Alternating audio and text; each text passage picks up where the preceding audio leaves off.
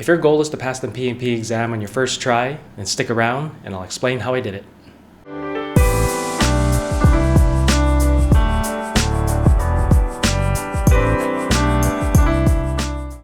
How's it everyone? Casey here.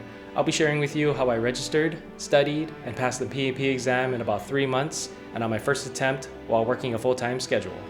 I'll be covering the application process, my study resources, study plan, my exam day experience, and some advice for anyone getting ready for the exam. All resources are linked in the description, so let's get to it.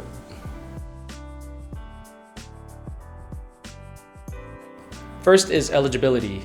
PMI requires project management experience and 35 professional development units, or PDUs. I already had the required work experience, and I earned my 35 PDUs with the Ultimate Project Management PMP Prep course by David McLaughlin on Udemy. To save time, I watched the course at 1.5 to 2x speed and took the chapter quizzes to make sure I understood the material. One of the most valuable resources that I used heavily throughout my studying was his PMP course summary notes, which you can download from his Udemy course, and I'll talk more about that later in the video. For the application write-up, I used ChatGPT to provide the application format while keeping within PMI's 500-word limitation. Then I tailored that draft write-up to my real-life project experience. I also provided a person of reference who could vouch for my work experience in the event PMI conducts an audit on my application. My application was approved in just 3 business days, and after paying the exam fee, I scheduled my exam date about 2.5 months out, which should give me enough time to study while balancing work and my personal life.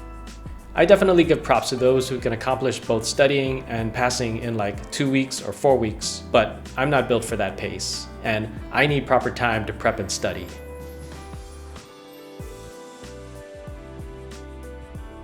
For the study materials, I recommend reading through the Project Management Body of Knowledge, or the PMBOK Guide, currently in its 7th edition, the Agile Practice Guide, and the Process Groups Practice Guide.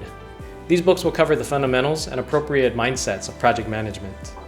The main goal is not to memorize everything in these books, but to understand and apply the concepts to solve situation problems.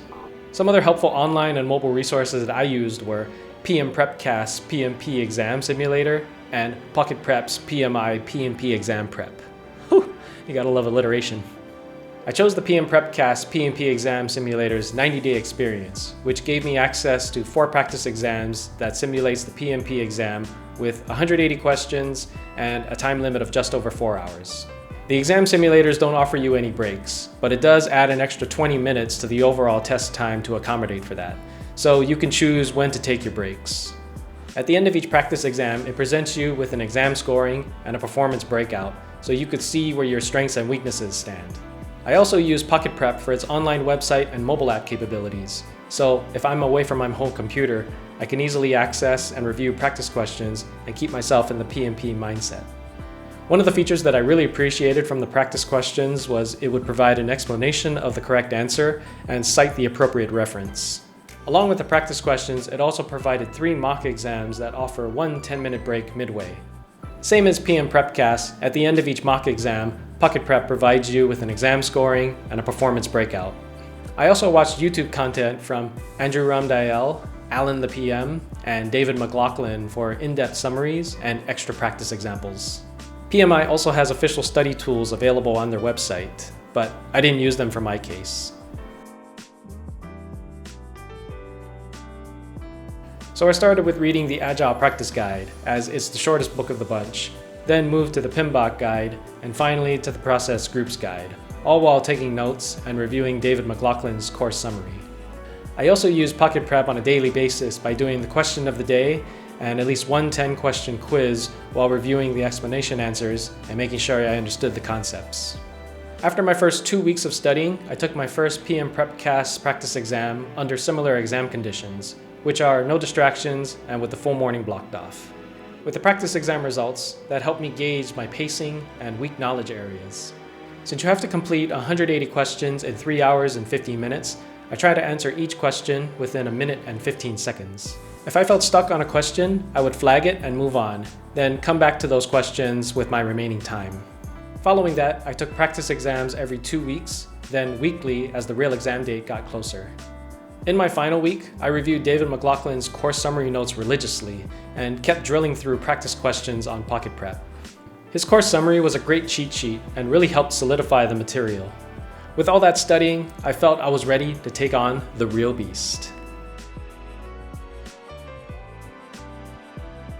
I took the exam at a local Pearson VUE center and arrived about 30 minutes early to avoid any delays from traffic.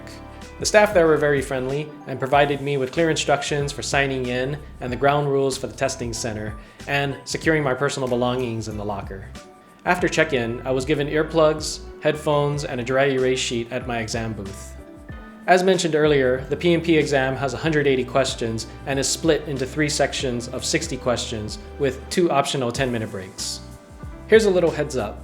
Once you finish a 60-question session and move on, you can't go back. So double check your answers before you take your break.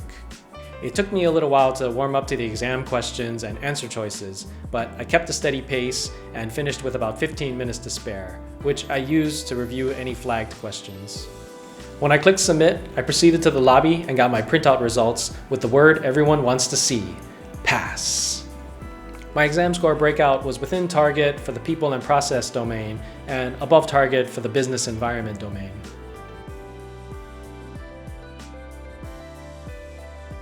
Here's some advice from my experience. Practice questions and exams are essential. They train you to spot keywords and understand PMP's phrasing. Pay attention to questions like, what should a project manager do first or next? Always think about the project phase and mindset.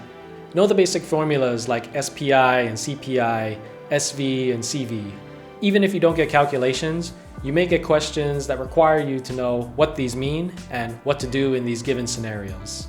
Above all, consistency matters more than cramming. Even 20 to 30 minutes daily with Pocket Prep kept me sharp. Well, I hope this information helps you with your PMP journey.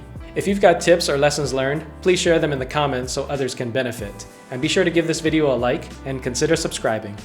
Wishing you good luck on your exam, and I'll see you in the next one.